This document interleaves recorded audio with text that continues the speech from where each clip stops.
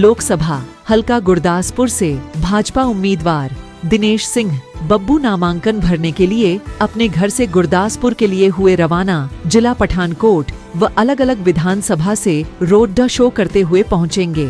गुरदासपुर बड़ी गिनती में वर्कर भी रहे साथ। कहा मेरी चुनौती किसी के साथ नहीं, लोगों का मिल रहा भरपूर साथ।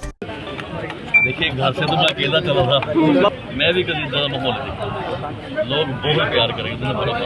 राहुल कैमरा ऑन करो दोबारा। घंटी चली बाइट नहीं आती, उधर तेरे आती है।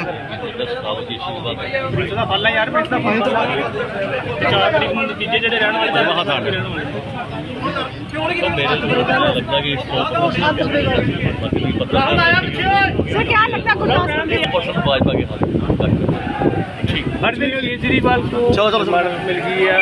आपकी इलेक्शन कैंपेन चेंज हो जाएगी, ਤੁਸੀਂ ਕਿੰਨਾ ਸਮਾਂ ਅੱਜ ਸਾਡੇ ਜਿਹੜੇ ਲੋਕ ਸਭਾ ਦੇ ਹਲਕਾ ਦੇ ਮੈਂਬਰ ਪਾਰਲੀਮੈਂਟ ਅਸੀਂ ਉਹਨਾਂ ਨੂੰ ਕਹਾਂਗੇ ਵੀ ਚੁਣੇ ਗਏ ਆ। ਅੱਜ ਪਠਾਨਕੋਟ ਦੀ ਜਨਤਾ ਉਹਨਾਂ ਦੀ ਜਿੱਤ ਨੂੰ ਨਿਸ਼ਚਿਤ ਕਰਨ ਜਾ ਰਹੀ ਹੈ।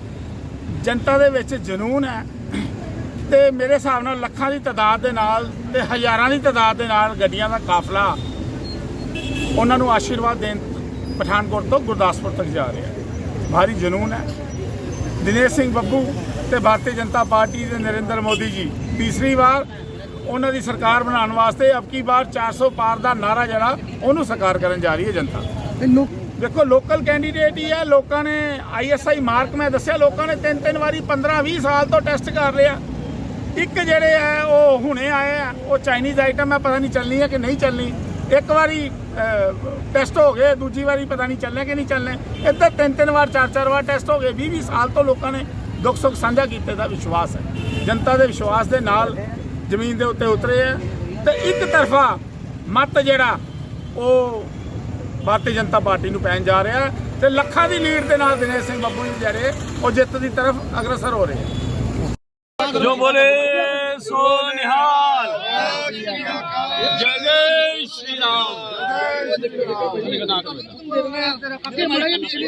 भारतीय जनता पार्टी के प्रत्याशी ने आज गुरदासपुर लोकसभा चुनाव के लिए अपना नामांकन पत्र दाखिल किया है।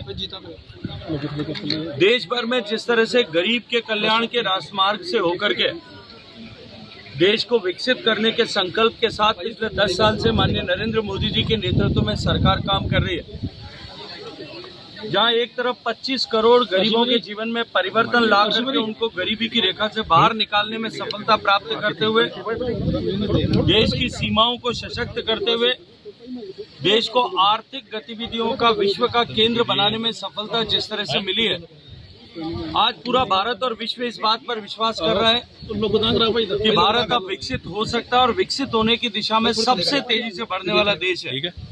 विकसित भारत की आधारशिला रखने के लिए पूरा भारत एक बार फिर नरेंद्र मोदी जी के नेतृत्व में प्रचंड बहुमत के साथ सरकार बने और अब की बार 400 के पार हो, इस लक्ष्य के साथ में चुनाव के मैदान में उतरी भारतीय जनता पार्टी को समर्थन कर रहा है। पंजाब में हमारी नई शुरुआत है। पहली बार 30 साल के बाद हम अकेले चुनाव के मैदान में लोकसभा के इस समर में जिस तरह से पंजाब में भारतीय जनता पार्टी के प्रत्याशियों को अभूतपूर्व समर्थन मिल रहा है। मुझे लगभग 5-6-7 लोकसभा क्षेत्रों में जाने का अवसर मिला है।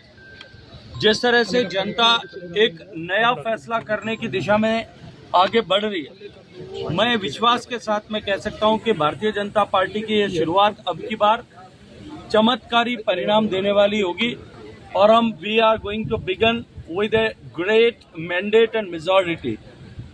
इसके साथ में जिस तरह से कांग्रेस पार्टी का चरित्र अब उद्घाटित हो रहा है, कांग्रेस पार्टी जिसने हमेशा ही देश को बांटने का षड्यंत्र किया, अपनी सत्ता लोलुपता और अपनी महत्वाकांक्षाओं के लिए, अपनी महत्वाकांक्षाओं की पूर्ति के लिए जिस तरह से कांग्रेस पार्टी ने देश को बांटा, आजादी के समय देश का विभाजन किया, देश को जाति, भाषा, बोली, धर्म, मजहब, ऊंच नीच, अमीर गरीब के नाम पर विभिन्न पूजा पद्धतियों के आधार पर बांटने का षड्यंत्र किया और अपनी सत्ता को प्राप्ति के लिए देश के सामाजिक ताने बाने को तोड़ने का काम किया था, ये जग जाहिर है। लेकिन जिस तरह से सैम पित्रोदा ने बयान देकर के कांग्रेस के रेसिस्ट चेहरे को उजागर किया, उसके बाद में कल मणिशंकर अय्यर साहब के बयान के बाद जिस तरह की हकीकत एक बार फिर सामने आई है, कांग्रेस का चाल चरित्र और चेहरा एक बार फिर बेनकाब हुआ है। जिस तरह से पाकिस्तान के साथ में मिलीभगत, चीन के साथ में अंडरस्टैंडिंग कांग्रेस के नेताओं की और कांग्रेस के नेताओं की के रेसिस्ट चेहरे को जिस तरह से अब जनता ने देखा, जाना और पहचाना है, एक बार फिर देश की जनता अब ये पहचान चुकी है, ये मान चुकी है कि अगर भारत प्रगति कर सकता है, विकसित हो सकता है, तो केवल और केवल भारतीय जनता पार्टी के नेतृत्व में हो सकता है। आम आदमी पार्टी जो पार्टी विद डिफरेंस का नारा लेकर के, ईमानदारी का नकाब ओढ़ करके, लबादा ओढ़ करके देश की जनता के सामने आई थी, आज उसका चेहरा भी बेनकाब हुआ है। और आम आदमी पार्टी के नेता जिस तरह से राष्ट्रीय उनके अध्यक्ष से लेकर के, मुख्यमंत्री से लेकर के, उप मुख्यमंत्री से लेकर के अनेक नेता जिस तरह से जेल की सीखों के पीछे गए हैं और उनके भ्रष्टाचार के काले कारनामे आज लोगों के सामने आए हैं, समय आ जाने दीजिए, थोड़े समय बाद में ठीक इसी तरह की स्थिति और परिस्थिति पंजाब में भी आम आदमी पार्टी के नेताओं की होने वाली है। वो भी इसी तरह से, जिस तरह से आकंठ भ्रष्टाचार में डूबे हुए हैं, उनके भी कच्चे चिट्ठे लोगों के सामने आने वाले हैं। पंजाब की जनता ने विधानसभा के चुनाव में जिस तरह से पलक पावड़े बिछा करके आम आदमी पार्टी के नेताओं का स्वागत किया था और उनको सत्ता में आने का अवसर प्रदान किया था, आज पंजाब की जनता त्राहिमाम करती है, अपने आप को ठगा हुआ महसूस करती है, अपने को धोखा हुआ ऐसा महसूस करती है, अपने साथ धक्का हुआ है ऐसा महसूस करती है।